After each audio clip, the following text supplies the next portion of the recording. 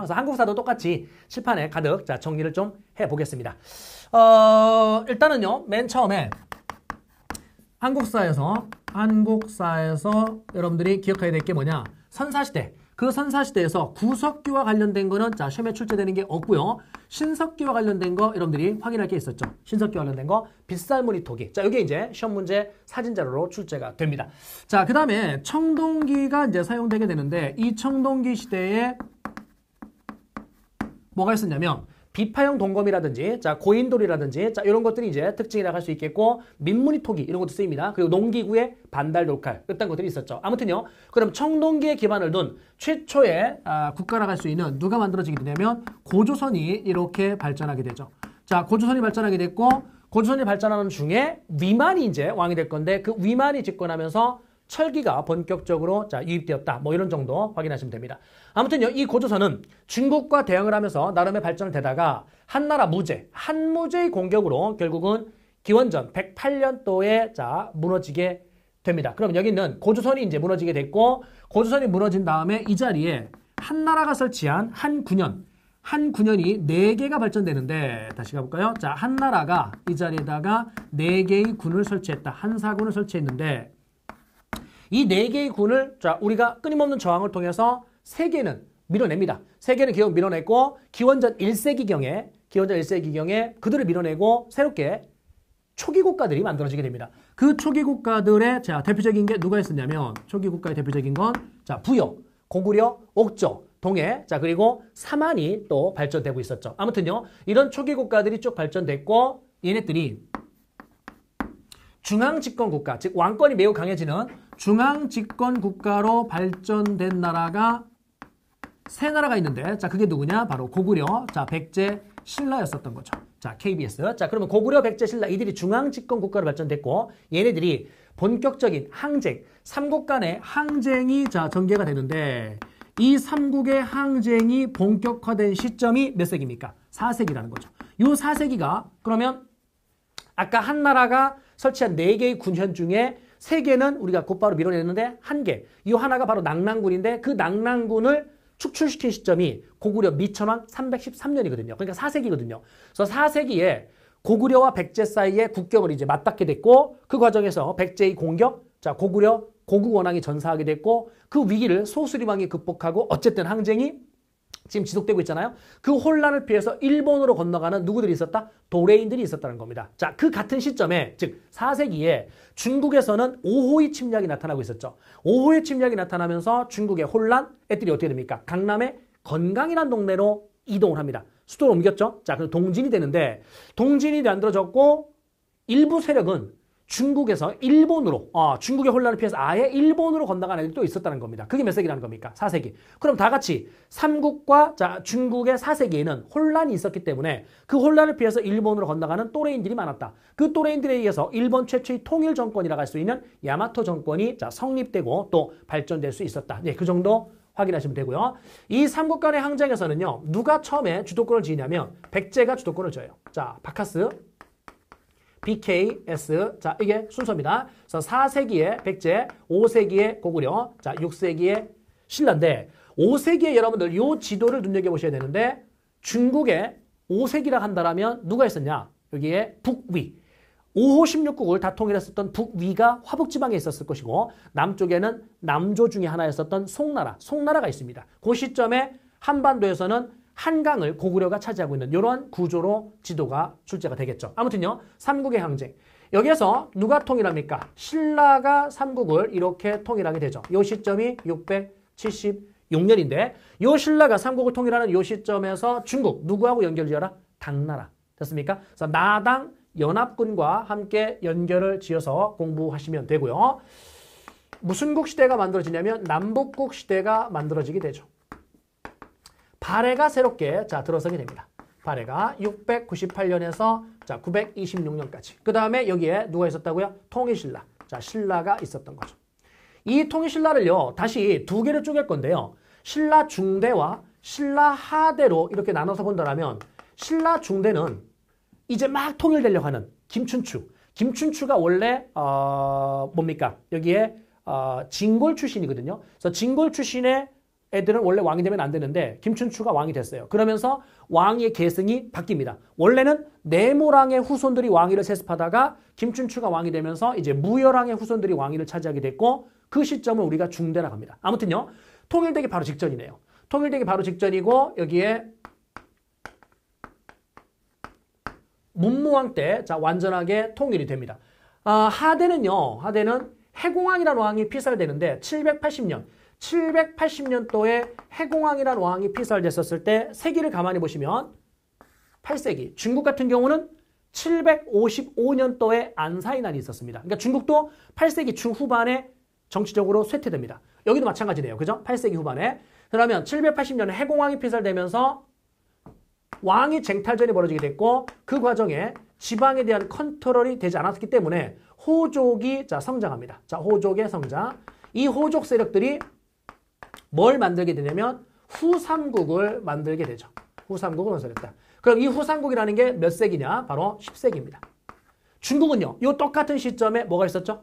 그렇죠. 바로 5대 10국이라는 혼란이 있었습니다. 그래서 이 후삼국을 누가 통일하게 되냐면 고려가 완전하게 통일을 하게 될 겁니다. 고려는 918년에 만들어져서 936년에 후삼국을 다 통일하게 되는데 이 고려를 공부할 때 대외관계를 가지고 여러분들이 공부를 하시면 됩니다. 가볼게요. 고려는 10세기에 1차 그리고 11세기에 2차와 3차 그래서 거란의 침략을 받습니다.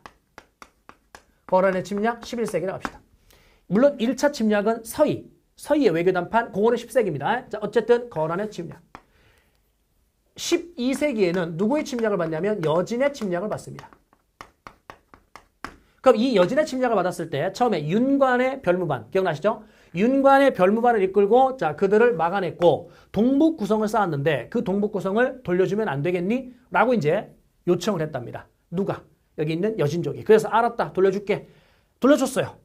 그랬더니 이들이 세력을 더 키워서 금나라가 된 겁니다. 금나라가 된 다음에 어이 고려 일로 와봐. 나한테 이제 임금이라 불러봐. 나한테 형이라 부르라고. 그랬더니 우리 고려 입장에서는요. 알았어. 라고 수용해야 되는데 수용 거절해야 되는데 이걸 수용을 해버린 거죠. 자, 이걸 수용했었던 게 바로 이자겸이었었던 거죠. 그럼 이자겸이 금나라의 군신관계 요구를 수용을 합니다. 수용을 했고 이자겸이 좀 있다가 왕위를 차지하겠다라고 반란을 일으킵니다. 그러면 무슨 난이 벌어집니까? 이자겸의 난이 벌어지죠. 이난이라고 합시다. 이자겸의 난. 요 이자겸의 난이 1126년 중국의 정강의 변. 그 정강의 변과 연도가 똑같습니다. 정강의 변. 그러면 정강의 변을 기준으로 북송이 망하고 이제 새롭게 남송이 이제 수립이 될 겁니다. 이자겸의 난. 그래서 이자겸은 난을 일으키고 죽었습니다. 난을 일으키고 죽었고 왕이시여 이자겸 왜 반란 일으킨지 아십니까? 이자겸 띠떼끼가 반란 일으킨 이유는 여기 있는 개경 땅이 안 좋기 때문에 그렇습니다. 서경 땅으로 수도를 옮기시죠. 서경으로 옮겨서 결국은 나라의 정치를 바로잡고 북진 정책 하십시오. 금나라 따위를 무너뜨립시다. 이렇게 이제 묘청이 주장합니다. 그랬더니 김부식이 이를 반대하면서 결국은 묘청은 서경천도 운동이 좌절이 됩니다. 그러면서 묘청이 난을 일으키게 되죠. 이게 바로 묘청의 난, 1135년. 그럼 이자겸의 난과 묘청의 난이 연거푸 벌어지면서 문벌귀족 사회가 뭐 된다? 문벌귀족 사회가 흔들리고 있습니다. 그래서 그 문벌귀족 사회가 흔들리고 있었을 때 무신들이 그 이전에 많은 차별을 받았었던 무신들이 쿠데타를 통해서 권력을 잡게 되죠. 그래서 무슨 정변이 벌어지냐면 무신 정변이 벌어지는데 이 시점이 1170년. 요거는요, 여러분들 일본의 까마쿠라 막부가 1185년입니다. 그러니까 12세기 말에 다 같이 일본과 우리나라에는 무신들이 정권을 잡고 있었다. 그럼 이 무신들이 권력을 잡고 있었을 때 13세기에 누구의 침략을 받냐면 몽고의 침략을 받습니다. 13세기 몽고의 침략. 거란의 침략은 11세기로 보시고요. 여진은 12세기, 그 다음에 몽고 13세기. 그럼 이 몽고의 침략 때 뭐 하게 됩니까? 당시에 무신 집권자였었던 최우는 강화도로 이제 천도해가지고 나름의 항전을 하죠. 하지만 결국 우리는 몽고한테 항복을 하게 됩니다. 몽고가 이제 강화를 체결했고요. 마지막에 무신 집권자였었던 임유무가 피살되면서 고려 정부는 개경으로 다시 돌아와서 여기에 원간섭기. 이 원간섭기에 뭐 하게 됐고요? 일본 원정에 동원됐고요. 그 다음에 친원파들이 성장을 하는데 그 친원파들을 우리는 무슨 세족이라고도 불렀다? 권문세족이라고도 불렀죠. 권문세족이라고도 불렀다. 아무튼 원나라 간섭기. 원나라 간섭기에서 나름대로 이 혼란을 극복하기 위한 누구의 개혁 정치가 있었냐면 공민왕의 개혁이 있었는데 공민왕의 개혁 정치 과정에서 나름대로 정치에 올라온 세력들이 있었답니다. 자, 그들을 뭐라 부르냐면 신진사대부라고 합니다. 성리학의 사상적 기반을 둔 신진사대부들이 정치에 올라왔고 공민왕의 개혁 정치를 돕긴 했는데 공민의 개혁 정치는 중단됩니다. 중간에 피살되기 때문에. 아무튼 그래서 신진사대부가 정치에 어느 정도 자리를 잡기 시작했다. 그리고 이 공민왕의 개혁 정치의 실패 요인 중에 하나가 뭐냐면 홍건적의 침략. 여기에서 이들의 침략이 있었군요. 홍건적의 침략이 있습니다. 이 홍건적은 한족 반란군이죠. 중국 원나라에게 저항하는 한족 반란군들인데 그들이 고려 땅에도 쳐들어옵니다. 그래서 당시에 이 홍건적의 침략으로 수도가 잠시 뺏겨요. 그래서 여기는 이 공민왕은 안동으로 막 피난을 떠나고 혼란을 겪습니다. 그러다 보니까 개혁 정치가 결국은 실패한 개혁이 되는데 아무튼 홍건적의 침략이 요때 있습니다. 또 하나 이 시점에 왜구의 침략이 있었는데 그럼 홍건적과 왜구의 침략, 이 왜구는 일본의 무슨 조? 남북조의 혼란, 즉 무로마치마포가 수립되자마자 남조와 북조가 싸우는 남북조의 혼란, 그 혼란으로 인해서 왜구들이 이제 창궐 했었던 거죠. 그래, 이 홍건적과 왜구가 침략한 요 시점은 몇 세기냐면 14세기입니다. 자, 재밌는 게 고려를요, 다시 보여드리면 11세기에는 누구의 침략을 받았냐면 11세기에는 거란의 침략을 받습니다. 12세기에는 여진의 침략을 받습니다. 그리고 13세기로 가게 되면은 몽고의 침략을 받았고요. 13세기에 몽고의 침략, 14세기에는 홍건적과 왜구의 침략을 받았어요. 그래서 매 세기 이민족의 침략을 받으면서 발전된 게 바로 고려입니다. 고려는 10에서 14세기까지 발전될 건데 매 세기 이민족의 침략을 받았다라는 거. 여기에서요, 홍건적과 왜구의 침략 이걸 막아내면서 나름대로 지지율이 높아진 세력들이 있답니다. 그를 우리는 무슨 무인 세력이라고 부르냐면 신흥 무인 세력이라고 이제 표현하게 되죠. 신흥 무인 세력. 이성계와 최영 이런 인물들이 대표적인 인물이라고 할 수 있겠고요. 그러면 공민왕의 개혁 정치에서 정치에 올라왔고 홍건적과 왜구의 침략을 막아내면서 정치적 위상이 높아진 신흥 무인 세력. 자, 요들이 이렇게 손을 잡아서 뭐를 건국하게 될 거냐면 바로 조선을 건국하게 될 겁니다. 그럼 조선이 건국되는 요 시점 14세기 완전 말이네요. 그럼 조선이 건국됐을 때 조선 건국을 반대했었던 세력들이 나중에 다시금 정치에 올라와서 조선 건국에 협력했던 세력들과 갈등을 빚게 되는데 그 싸움을 우리는 뭐라고 표현하냐면 사화라고 얘기합니다. 사화. 사화는요, 누구와 누구의 싸움이다? 훈구파라 하는 세력과 훈구파와 vs 살인파라 하는 아이들의 싸움인데 15세기 말에 성종이라는 왕이 살인이라는 애들을 끌어들입니다. 훈구파들의 세력이 너무나 커지니까 이 훈구파를 견제하기 위해서 살인을 끌어들였고 김종직이라는 사람을 시작으로 해서 살인들이 대거 정치에 올라오죠. 그래서 훈구파와 서로 싸웁니다. 4번에 걸쳐서 싸우는데 자, 무오, 갑자, 기묘, 을사, 사화가 4번 있었습니다. 누가 다 깨진 거냐? 살인들이 다 화를 입은 겁니다. 즉 얘들이 다 깨진 겁니다. 그럼에도 불구하고 여기 있는 살인들은 재생산 구조를 가지고 있었답니다. 그럼 얘들이 가지고 있는 재생산 구조가 바로 어떤 거냐? 서원입니다. 자, 그리고 뭐가 있었냐면 향약입니다. 자, 서원과 향약. 이 중에 향약. 이 향약이라는 게 여러분들 향촌의 자치 규약인데 그 향약을 우리나라에 처음 가지고 온 건 조광조. 조광조가 중국의 여시향약이라는 향약을 처음에 가지고 들어옵니다. 중국에서는요, 북송 때 여시향약이 만들어졌고 남송 때 주희가 성리학을 만들면서 이 향약과 결합시키죠. 그래서 향약이 이제 확산이 됐고 명나라 때가 되면 향약이 전국적으로 시행됩니다. 그리고 향약이 전국적으로 시행된 그 국가들은 백성들의 생활 규범으로 성리학이 정착을 합니다. 그럼 중국과 우리 조선입니다.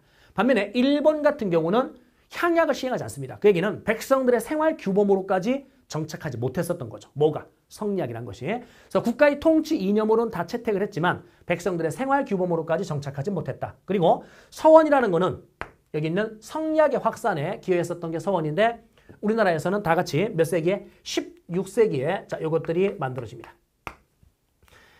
사화에도 불구하고 살인들은 계속 제자를 양성했다.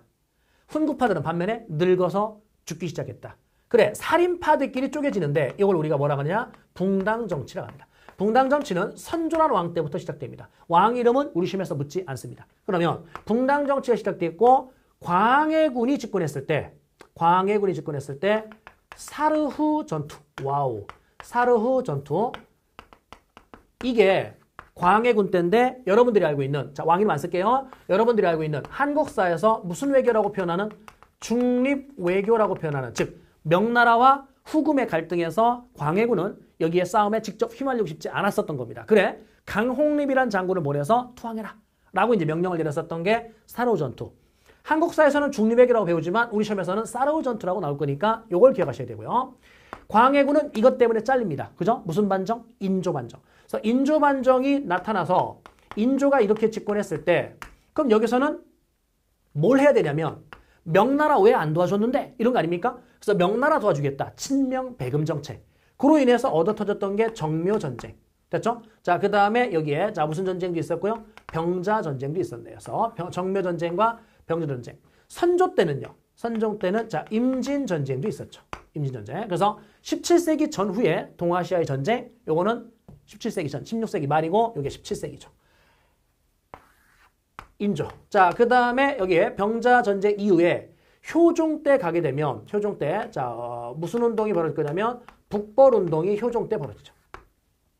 자, 그리고 현종이라는 왕 때 가게 되면은 무슨 논쟁이 벌어지냐면 예속 논쟁이 벌어지죠. 현종 때의 예속 논쟁. 왕 이름은 뭐 알아서 체크하세요. 자, 예속 논쟁. 현종 때이고요. 그 예속 논쟁이 벌어지게 되는 배경도 바로 성략 때문에 그렇습니다. 그러니까 성략이라는 것을 연구하면서 예학이라는 게 발전됐는데 그 예학 발달로 인해서 예속 논쟁도 벌어지게 되죠. 아무튼요, 예속 논쟁. 이후에 현종 다음에 이제 숙종이 올라오게 되는데 숙종 때 붕당 정치가 변질됩니다. 자, 붕당 정치가 자 뭐 되었다? 변질되었다. 환국이라는 게 벌어지죠. 자, 환국이라는 게 벌어지면서 붕당 정치의 변질. 여러분들이 확인할 거는요. 요 숙종 때 북벌론이 한 번 더 주장된다는 거. 남인 출신의 윤휴 기억나죠? 자, 이 윤휴가 청나라의 3번의 난, 청나라에서의 3번의 난이 벌어지고 있기 때문에 북벌을 해야 됩니다. 라고 현종과 숙종한테 각각 건의를 해요. 우리는 숙종 때 자 건의를 했다. 누가? 윤휴가. 이거 확인하시고 이 숙종 같은 경우는 자 17, 18초에 걸쳐 있습니다. 그래서 청나라의 강희제와 시기가 일치한다는 거, 강희제와 시기가 일치한다는 거까지 확인을 좀 해두시면 될 것 같고요. 붕당 정치에 변질됐습니다. 일당 전제 완성이 나타납니다. 그래서 숙종 다음에 자 경종 별로 의미가 없고요. 자, 그 다음에 영조와 정조. 그래서 영조와 정조는 탕평책이라는 걸 시행하게 됩니다. 자, 영조와 정조 탕평책. 그래서 여기에 시험에 자 굳이 나오는 건 한국사에서는 무조건 나오겠지만 동사에서는 정조가 수원 화성을 건설했다는 거. 그 정도 여러분들이 확인을 해두시면 됩니다. 자, 수원 화성을 건설하는 과정에서 정약용이 배다리를 설계했고 그 다음에 거중기를 이용했다는 거. 그 정도 확인해 주십시오. 탕평책. 여기에 있는요. 그 정조가 딱 1800년에 죽어요. 1800년에 죽으면서 19세기에 자, 어린 왕들이 올라와서 정치 기강이 매우 문란해지는 세도 정치라는 게 나타나게 됩니다. 이건 청나라와 똑같아요. 청나라도 19세기에 어린 왕들이 올라오면서 환관들의 횡포, 정치 기강의 혼란, 세금 수탈, 그래서 백성들의 저항, 백년교도의 난 이런 것들이 청나라에 있었죠. 우리는 똑같이 세조 정치 때 자, 지배층의 수탈로 인해서 이거에 대한 저항, 밀란이 벌어집니다. 홍경래의 난, 자, 그 다음에 진주밀란 이런 것들이 이제 벌어지고 있었던 거죠. 세도 정치의 혼란을 극복하겠다. 흥선대원군. 자, 흥선대원군이 1863년도에 집권을 해서 세도 정치의 혼란을 극복하기 위한 왕권 강화 정책. 자, 그 다음에 통상수교 거부 정책. 이걸 펼치게 되는데 흥선대원군은 근대화를 뭐 지연시켰다는 뭐 한계점을 자 가지고 있고요. 아무튼 흥선대원군은 왕이 아닙니다. 어린 왕을 대신해서 아들을 대신해서 정치 권력을 잡았었던 거죠. 그래서 10년간 권력을 잡았고 흥선대원군은 1873년 최익현이라는 양반 유생의 하야 상소를 받고 결국 물러납니다. 물러나면서 무슨 파들이 정치에 대거 진출하냐면 개화파들이 정치에 진출합니다. 그럼 개화파들이 정치에 대거 진출했고 1870년대 개화파들 여기에서 개항을 합시다라는 주장.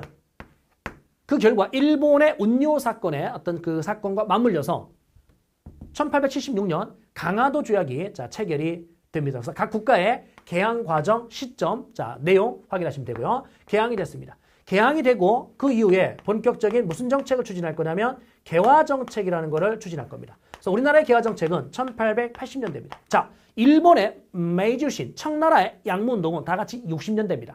양모운동은 1861년. 자, 메이지시는 1868년. 그러니까 60년대입니다. 그러니까 중국과 일본은 다 같이 60년대. 베트남 같은 경우는 70년대. 자, 2차 사이공 조약까지 체결하고 나서 안 되겠다. 우리도 근대화를 해보자. 라는 게 70년대에 있었던 거죠. 응우엔 쯔엉또라는 인물이 주도했고 보수파들의 반발로 성공하지 못합니다. 아무튼요, 우리는 좀 늦습니다. 80년대입니다.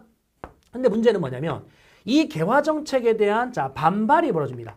자, 개화 정책에 대한 반발 크게 두 가지가 있는데요. 이 개화 정책에 대한 반발 두 가지. 자, 하나는 위정척사 운동이라는 게 있습니다. 자, 위정척사 운동. 지킬 위자, 바를 정자. 이 바른 질서가 뭐냐면 바로 성략입니다. 성략 질서를 지키고 배척하자, 사악한 외세를 배척하자. 이게 위정척사 운동인데 이 위정척사 운동을 양반 유생들이 주도했고 60년대에는 통상반대운동, 70년대에는 개항반대운동, 80년대 개화반대운동을 펼칩니다. 이들이. 됐죠? 그러면 이 개화정책에 대한 반발, 위정척사. 또 하나 있나? 여기에 이모군란이라는 게 터집니다. 그러니까 이모군란 자체는 개화정책에 대한 불만으로 애들이 들고 일어났었던 거죠. 구식군인들을 차별했거든요. 그래서 이모군란 이후에 개화파가 뭐 되냐면 분화가 됩니다. 어떻게 분화됩니까? 급진과 온건으로 쪼개집니다. 그러면 급진과 온건으로 이렇게 쪼개졌을 때 급진 개화 세력들 얘네들이 이들을 쿠데타로 누르고 권력을 잡으려고 합니다. 이 사건을 우리는 갑신정변이라고 하죠. 그래서 이 갑신정변은 여러분들 어떤 거하고 연결해야 되냐면 청푸전쟁. 청푸전쟁과 또 시기를 연결하시면 되고요. 갑신정변이 실패하면서 3일 만에 이제 진압이 됐어요. 실패하면서 개화정책은 정체돼 버립니다. 개화정책이 정체가 되면서 정체가 되면서 보수파들의 영향력이 다시금 커져요. 그래서 그 보수파들이 예전과 같은 세주정치 때와 같은 착취를 일삼기 시작합니다. 그런 과정에서 전라도 고부에서 고부 밀란이 벌어지게 됐고 이것이 무슨 농민운동으로 발전되느냐면 동학농민운동으로 이렇게 발전됩니다. 이 동학농민운동은요. 1894년도인데 여러분들이 뭐하고 비교하냐면 태평천국운동과 비교하셔야 됩니다. 태평천국운동과 내용이 똑같습니다. 아무튼요. 그럼 동학농민운동이 벌어졌고 이 과정에서 정부는 이걸 진압할 능력이 되지 않았기 때문에 청나라에게 도와달라. 그랬더니 일본이 따라붙습니다. 그래서 이 농민들이 정부와 그만합시다. 일본 안 되겠다. 그만합시다. 라고 화해를 했는데 일본이 철수를 거부하면서 경복궁을 점령을 하고 그게 청일전쟁이 시작돼 버리게 됩니다. 청일전쟁. 그래서 동학농민운동으로 인해서 청일전쟁이 시작됐고 일본은 우리한테 무슨 개혁을 강요하냐면 갑오개혁이라는 개혁을 이렇게 강요하게 됩니다. 이 갑오개혁에서 여러분들이 꼭 기억할 거는 신분제가 폐지됐다. 과거제가 폐지됐다. 그리고 교육 입국 조서라는 게 2차 갑오개혁 때 발표됐다. 그리고 을미개혁 때는 태양역이 채택되었다. 그 정도 여러분들이 확인해 주시기 바랍니다. 아무튼요. 청일전쟁과 갑오개혁은 동학농민운동의 영향이고 청일전쟁이 끝났습니다. 그럼 청일전쟁이 끝나고 어떤 새끼? 시모노세키. 시모노세키 조약이 체결됩니다. 그러면 시모노세키 조약이 체결됐을 때 일본이 청으로부터 어디를 차지합니까? 타이완 바로 옆에 있는 펑후 제도. 그 다음에 리아오동 반도. 그래서 타이완과 펑후 제도는 뺏기지 않지만 리아오동 반도는 뱉어. 라고 무슨 간섭을 받습니까? 삼국 간섭을 받죠. 삼국 간섭은 누가 중심입니까? 독일, 프랑스, 러시아가 중심이 된 거죠. 그래서 러시아가 삼국 간섭을 했고 결국은 일본은 리아오동 반도를 반환합니다. 리아오동 반도를 반환했고 러시아는 그 대가로 삼국 간섭을 해준 대가로 리순과 따렌을 조차해갔고 남만주에 대한 철도권을 러시아가 획득을 합니다. 아무튼 일본의 입장에서는요. 불만이 큽니다. 러시아 띠뺐기 때문에 힘겹게 뺏은 땅을 뺏겼으니까. 그래서 한국사로 본다라면 명성황후 민비를 시해하는 을미사병. 그죠? 그 다음에 동사로 돌아와서 얘기하면은 삼국 간섭 때문에 러시아와 사이가 좋지 않게 되었고 그 결과 무슨 전쟁을 할 건데? 러일 전쟁을 할 건데 러일 전쟁의 막바지에 이거 기억나요? A, B, R 조약. 이런 건 없다고 그랬어요. 제가 A는 아메리카, B는 브리티시, R은 러시아. 그러면 얘 두 개는 러일 전쟁 중인 겁니다. 그죠? 1905년 7월, 8월, 9월이란 말이야. 그럼 A가 가스라, 테프트, 미략. B는 2차 영일동맹. 그래서 이 두 가지가 가지는 의미는 미국이란 나라와 영국이란 나라가 일본 편을 들어준 겁니다. 야, 대한제국 네가 먹어라. 라고 편을 들어준 거죠. 그러면 이제 러시아인데 러시아는 이제 손 털고 나간 거죠. 무슨 죄야? 포츠머스죄야. 아하, 포츠머스죄야. 러시아가 진 거네요. 그래서 일본이요. 자, 일본이 우리를 자, 뭐 하게 됐고요? 식민 지배합니다. 그럼 우리는 자, 국권을 완전히 뭐한 거다? 피탈당한 거죠. 자, 국권을 완전하게 피탈당했다. 그러면 일본의 식민 지배. 요거 하기 전에 을사늑약이 있었네요. 그죠? APR 직후에 을사늑약이 있었는데 이 을사늑약으로 우리는 뭘 뺏겼어요? 외교권을 뺏겼잖아요. 이 을사늑약에 대한 저항, 구국민족운동 두 가지가 있었죠. 하나는 의병운동. 그 의병운동은 좀 전에 봤었던 위정척사의 흐름을 받은 거고요. 그 다음에 애국계몽운동, 애계몽이 있었죠. 그 애계몽은 사회 진화론의 영향을 받았었던 겁니다. 그래서 의병운동을 힘으로 직접 맞서겠다는 거고 애계몽은 실력을 양성하겠다. 그래서 교육과 산업을 장려했었던 게 자, 애국계몽운동인데 결국 일본의 탄압으로 실패하게 됩니다. 그러면서 이제 국권이 완전하게 피탈됐고 일본의 식민 지배를 받게 되죠. 그럼 일본의 식민 지배를 받았을 때 1910년대, 1920년대, 1930년대, 그러면 10년대 소위 무슨 통치? 무단 통치. 20년대에 문화 통치. 30년대에 민족 말살 통치. 자, 이렇게 이제 전개가 되는데 10년대에서 20년대에 민족 문화 통치로 전환되는 결정적 계기가 바로 무슨 운동이었었던 겁니까? 3.1운동이었었던 거죠. 그죠? 그래서 3.1 만세 운동이 자, 있었던 거고 이것이 중국의 무슨 운동에 5.4운동에 영향을 끼칩니다. 그 다음에 3.1운동 이후에 무슨 정부가 수립됐고요? 임시정부가 수립됐고 임시정부가 자, 쭉 활동을 할 겁니다. 그래서 10년대의 무단 통치에서 20년대 문화 통치로 바뀌는 계기는 3.1운동이었었다.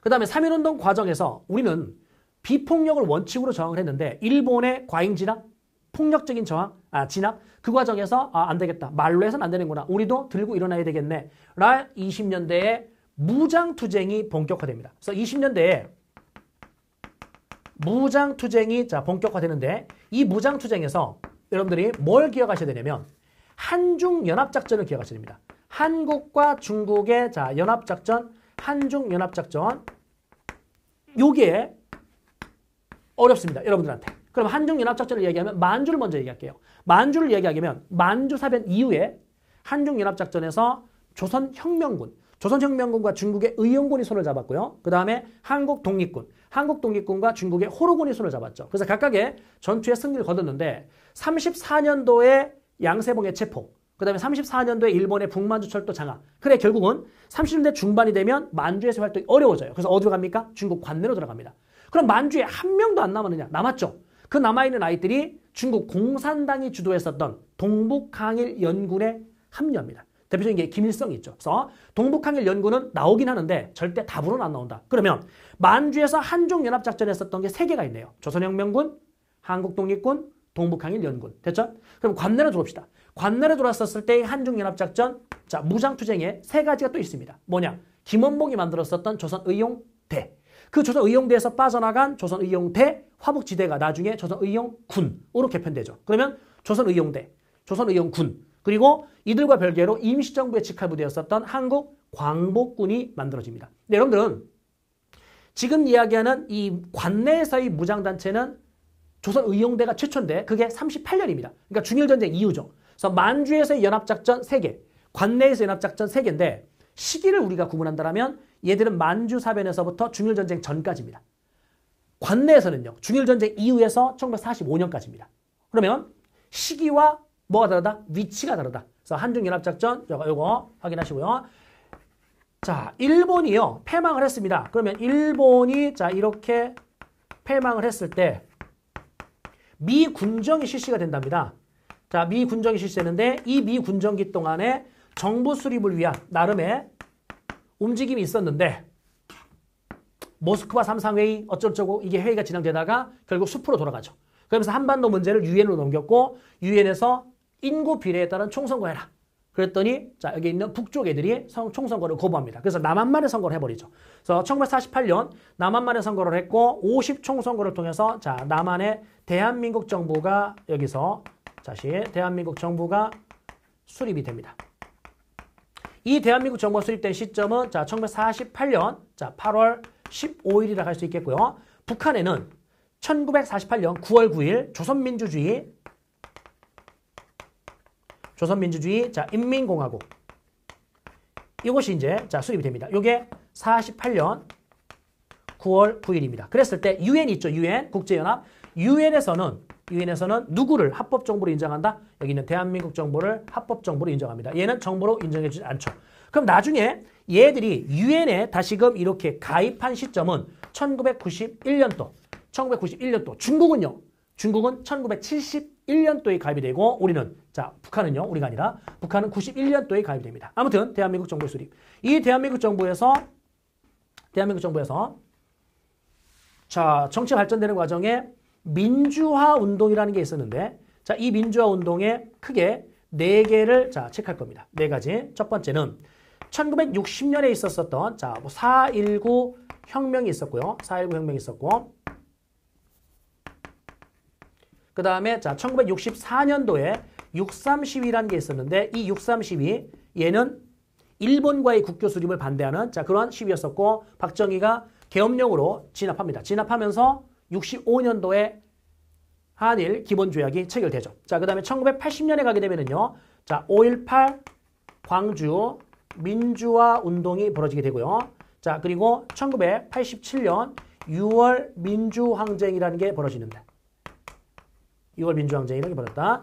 6월 민주항쟁. 요때는 당시 정부가 무슨 령을 시행하지 않았다? 계엄령을 시행하지 않았다. 그럼 그 이전에 자 60년, 64년, 80년 이때는 전부 다 계엄령을 통해서 자 유혈 진압이 됩니다. 근데 여기 있는 6월 민주항쟁은 계엄령 실시하지 못했고 요 당시에 6.29 선언을 통해서 지금 현행헌법이 만들어집니다.